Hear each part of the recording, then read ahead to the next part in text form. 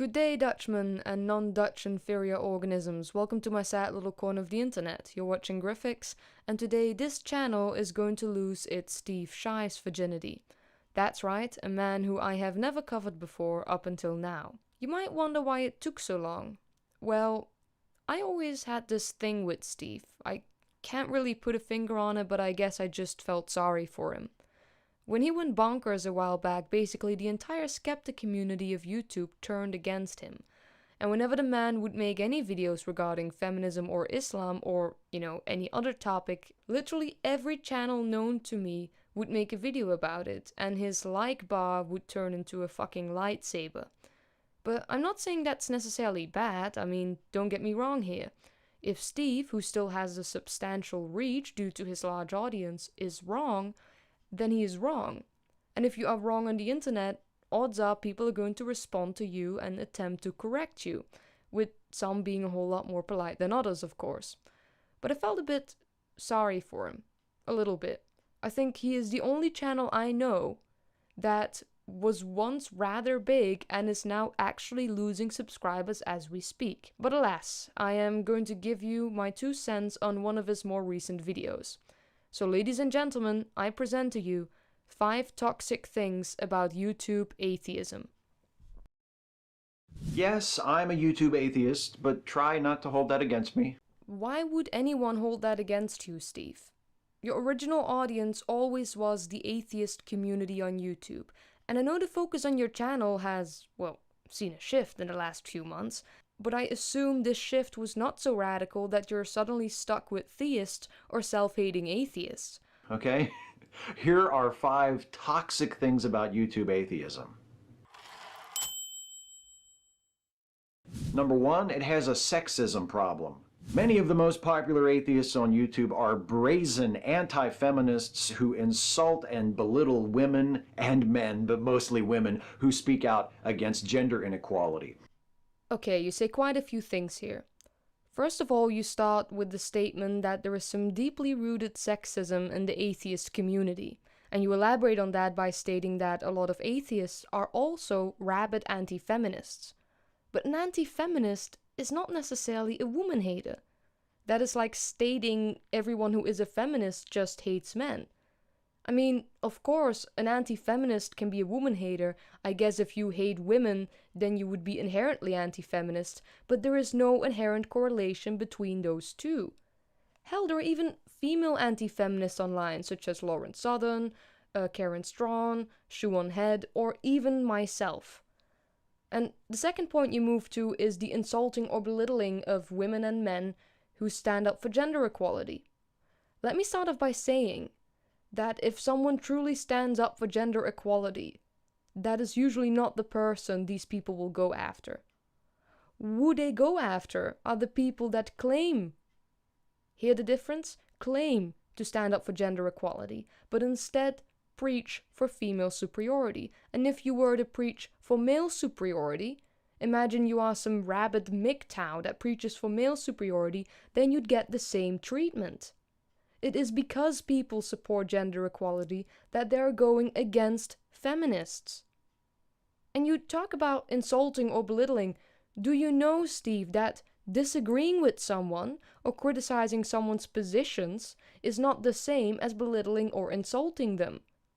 I mean, sure, some people go about and insult others they disagree with, but the big prominent YouTubers that you were talking about, the loudest voices in this community, they are not those people, and I actually know quite a few of them.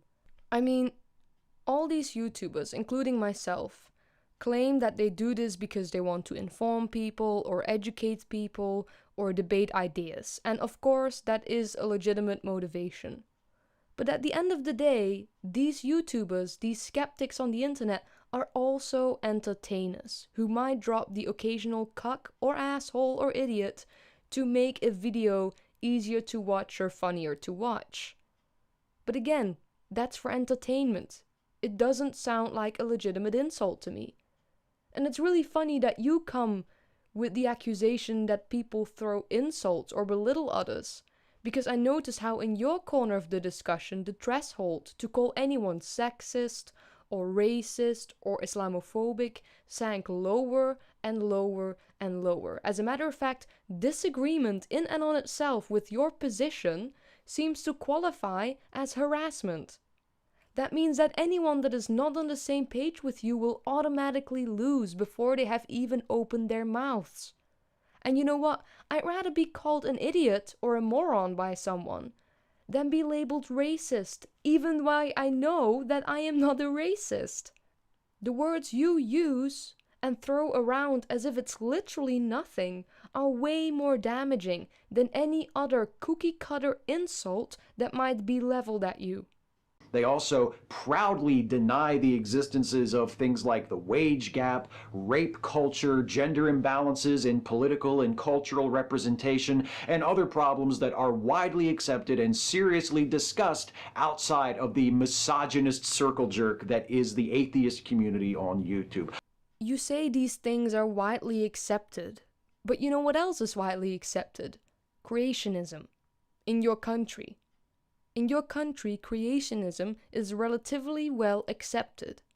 And around the world, there are plenty of people who still think Finland is part of Scandinavia. Surprise, it isn't.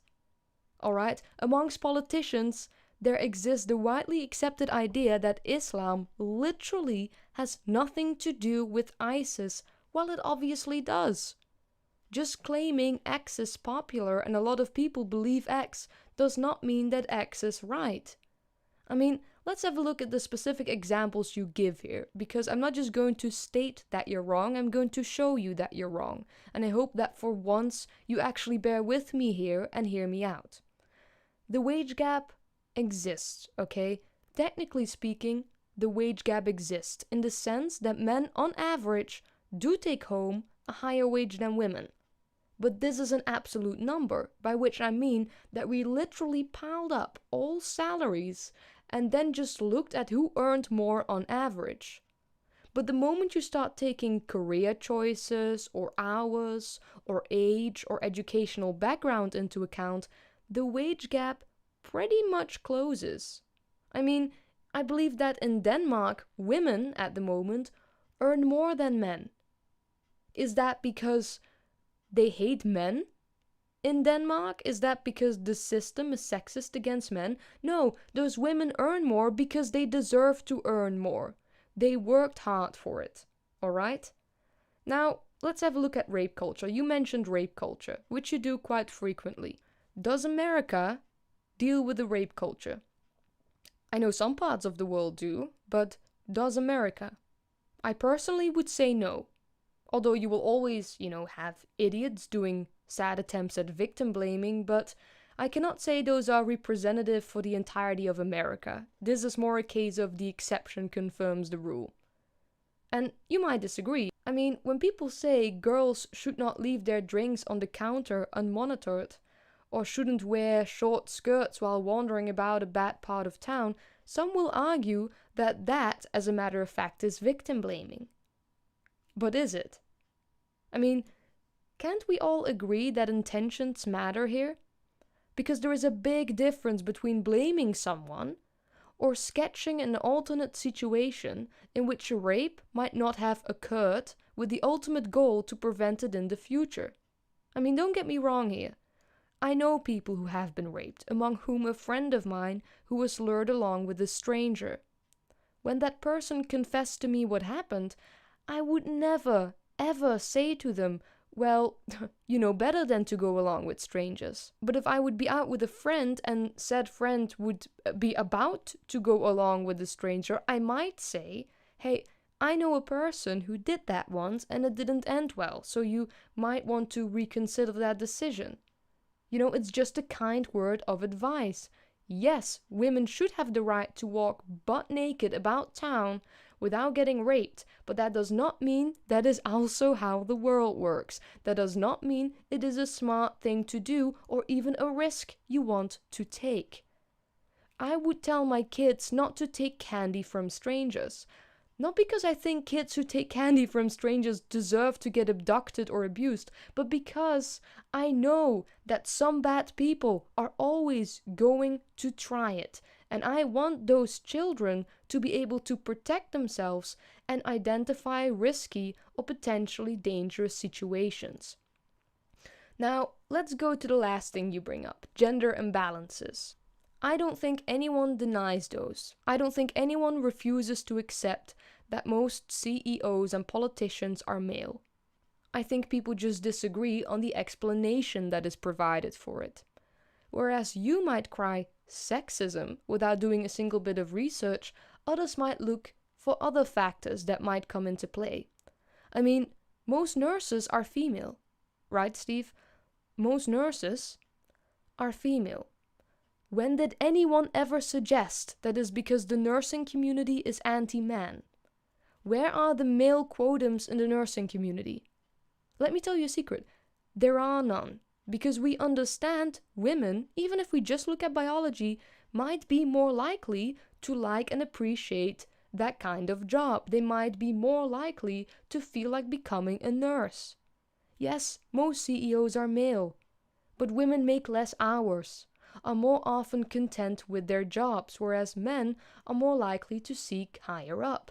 Men have testosterone. Aggression is important if you want to function well in a very harsh business world. And all that stuff comes into play.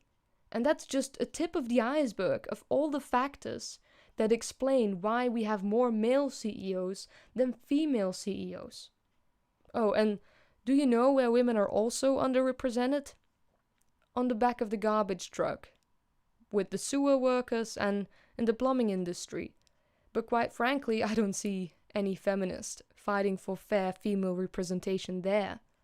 But lest you think that sexism is the only form of bigotry running rampant in atheist spaces on YouTube, let me assure you, number 2, it also has a racism problem. And it's the best kind of racism too, the willfully oblivious kind. One of the most subscribed to atheists on YouTube recently made videos espousing his views that, for example, black Americans who speak out against racial injustice are part of a victim cult.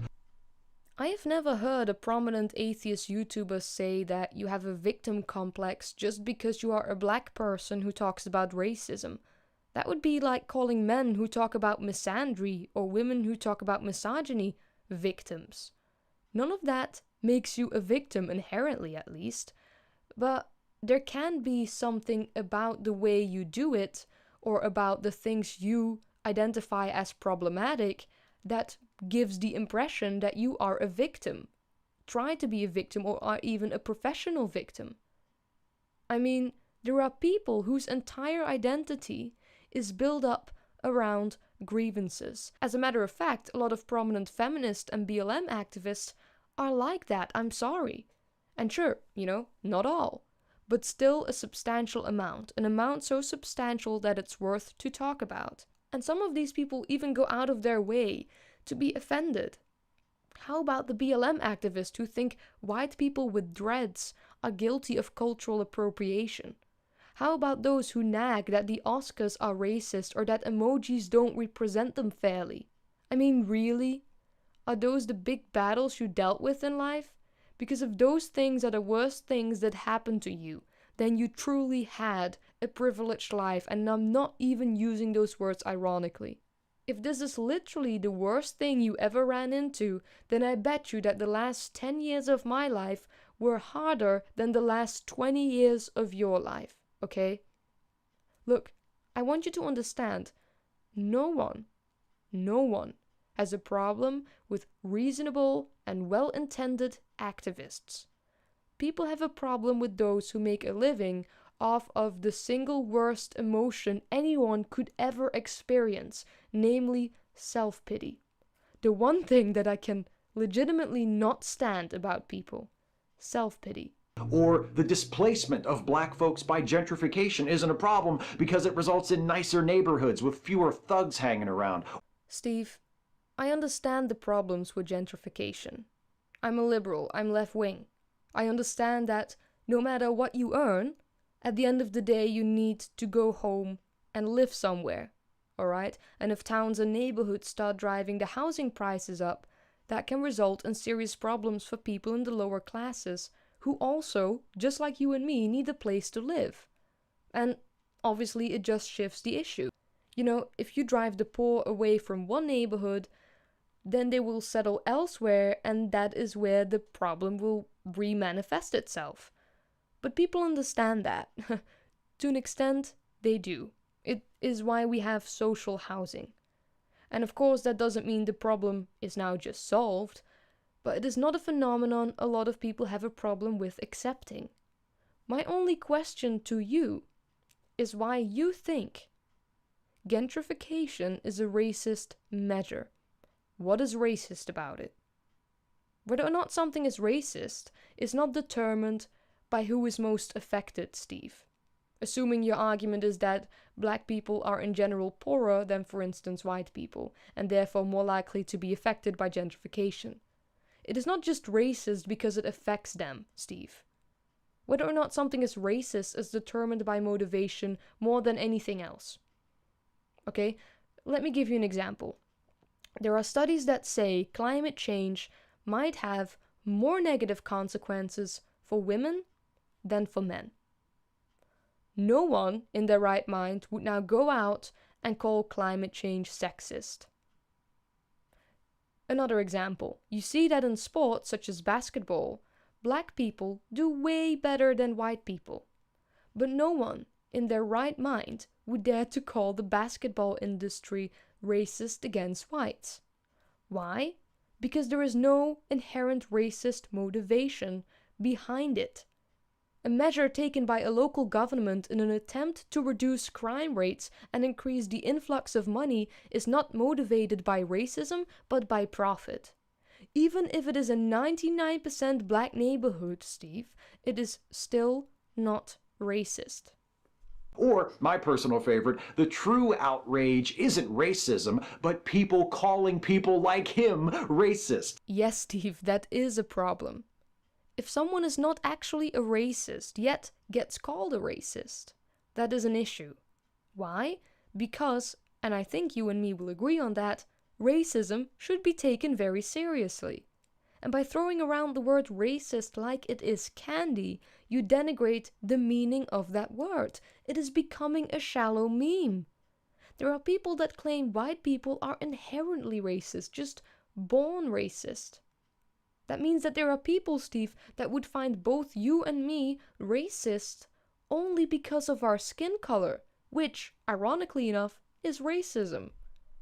I mean, if someone called me a racist 6 years ago, I'd shit my pants, right? I'd quickly run through everything I said and everything I did to see if I actually did or say something that could be interpreted as racist. Nowadays, if I'm on Twitter and someone calls me a racist, it doesn't even catch my eye anymore. I just scroll through my notifications. I won't even stop. That is how meaningless the label is becoming, because it is so overused in situations where it simply isn't applicable. People like Sam Harris and Majid Nawaz try to have very important conversations and are shut down constantly by intellectual infants who can't handle that their ideas are being challenged and who then just slam the label racist onto someone. It pollutes the racism debate. It pollutes any debate. It is pollution of the English language. Because why would anyone think that the white guy who makes a virtue out of publicly not giving a shit about black people was a racist? How do you mean does not give a shit about black people? Do you think that BLM equals all black Americans? Just like women and feminists are not one and the same thing, black people and BLM are not one and the same thing. If I criticize Black Lives Matter, I don't criticize all black Americans. I don't even criticize all BLM members, I only criticize a certain subsection of BLM members. And the fact that you see a black person and immediately think BLM is, quite ironically, a generalization and not very regressive of you, Steve. It's not very thoughtful. I'd reconsider that viewpoint. But all jokes aside though, the atheist community of YouTube has a lot of black members. Would you call them racist too? I mean, I know you would call me a racist. Would you call them racist too? Or do they get a pass from you because they are black? Do you think the message people preach should get assigned value based upon their skin color? Because, that would be rather racist of you.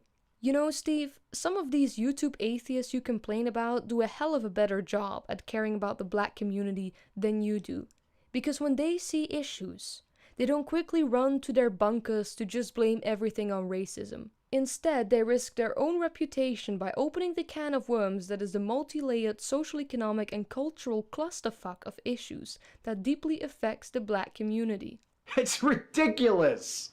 Hang on, I'm not done. Number 3, it has a religious bigotry problem too. If we set the West as the standard here, and look at things such as freedom of speech, the equality of women and homosexuals, democracy, Enlightenment values, then yes, Islam loses to Christianity. Don't get me wrong, we got where we are now, not because of Christianity, but in spite of Christianity. So I'm not, giving them any compliments here. But the bottom line is, no matter why we moved forward, Christians ended up moving forward with us. And sure, in America you might still have problems with batshit crazy creationists and the Westboro Baptist Church, but in Europe, you can't honestly say it is Christianity, of all religions, that is a threat to our Western values. No, it is Islam, Steve. It is Islam that needs its reformation. And not just in the Middle East, okay? I have linked a study in the description down below in which you can find interesting data regarding Islam. 75%, Steve, of European Muslims think only one interpretation of the Quran is possible. 65% say religious rules are more important than the laws of the country. Look at that, Steve. Look at that graph and let it sink in. People like you keep thinking that we are just bigots who want to label all Muslims terrorists. But that is not it. I can assure you, that is not it. You're wrong. We just want to have an intellectually honest discussion about Islam. Not only because at the moment there seems to be a cultural clash between Islamic culture and everything else, but also because of the Muslims. Moderate voices like Majid Nawaz and Malala Yousafzai and Tarek Fatah try to reform the one religion that so desperately needs reform. And we need to be their allies in this.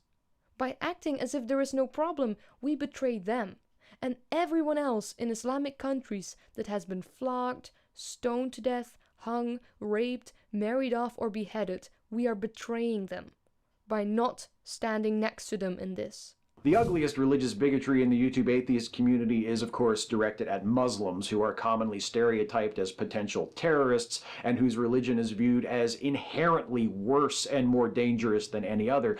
Again, disagreement is not the same as harassment or disrespect. Atheist debating Christians is not atheist harassing Christians. Jesus, did you ever forget how you started your own YouTube channel? But there's still plenty of judgmental condescension left over for Christians and religious folks in general. Steve, if it is so obvious, if it is so common, then why not show an example? You make claim after claim about an entire community without showing a shred of evidence. And when people from said community want to talk to you, even offering money to a charity of your choice in return for your participation, you refuse to. You don't even want to know what their positions are. And who disregards an entire group of people, refuses to have his opinions challenged, refuses to debate the opposition, throws around buzzwords and creates an echo chamber? Now that's what we call a bigot, Steve. That's what we call a bigot. Many YouTube atheists will still cite belief in God as evidence of mental illness, thus denigrating religious folks and the mentally ill at the same time. Not that they give a shit. Pushing the religious into the mud and then pointing and laughing at them is one of YouTube atheism's most treasured pastimes. That might be why. Number 4, it's addicted to drama and conflict. Some of the most watched atheists on YouTube today began making videos in response to creationists. Some of them conducted themselves with class, dignity, and intellectual honesty, striving to have civil conversations with often exasperating adversaries. But even back in those less fractious early years, before the community's pervasive racism and sexism surfaced, the most popular personalities were those who gleefully bullied their targets. You know what the thing is with a community that is all about the bait, Steve? It takes two to tango. Most videos made by atheists and secularists on YouTube are not standalone videos, but instead responses to things said or written by other people. And since we are no mathematicians, but individuals that deal with an opposition that is so overly sensitive and thin-skinned, drama at some point is inevitable. And of course there are good and bad ways to deal with drama, but just the fact that there is drama says something. I mean, I had drama once, and that was only because I said Milo Yiannopoulos isn't a racist. Really, that is how easy it is. And sure, those videos do well. But are you completely new to the concept of human nature? Why do you think reality TV or soaps do good? Not because people get along so well, I can tell you. We like watching people we like taking a dump on people we dislike. It is why debates in general are popular. Small wonder then that once the creationist opponents had been exhausted, the bullies turned and found new enemies within atheist circles. And it turns out that most people who enjoyed watching obnoxious white dudes... Whoa. Did you just use people's gender and skin color against them? I mean, that's both racist and sexist. ...attack Christians were just as entertained by watching those same obnoxious white dudes attack women, Muslims, and racial justice activists. Steve, you started off your channel as an atheist. And not just an atheist who happened to be on YouTube, but a YouTube atheist. Your channel evolved around the concept of atheism. And you went after plenty of Christians yourself. How come when someone criticizes Republican nutjobs like Newt Gingrich or Libertarian nutjobs like Alex Jones or Scientology or Christianity, you understand it, but the moment when the same sort of treatment is applied to Islam or feminism or BLM, you lose your shit?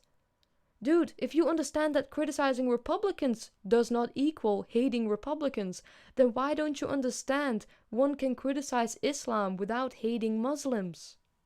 That the YouTube atheist community is now dominated by professional trolls who manufacture conflict in order to generate content and views would be bad enough if the damage they caused was confined to YouTube.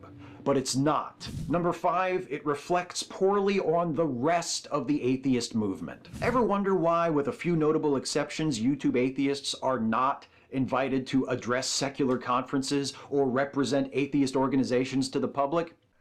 Because a subsection of the secular movement adopted this idea that certain conversations should not be had and certain opinions should not be tolerated. It is intellectual dishonest and illiberal. If I have an idea and that idea is bad, then I want to find out that it is bad. And there's no way for me to find out if I can't put my idea on the table and let other people play around with it. Freedom of speech has its own immune system, Steve. If I am wrong, you can prove me wrong. And even if I am not convinced, my idea will still not hold up under scrutiny and will be disregarded by the wider public. Steve, this is how atheists won from creationists.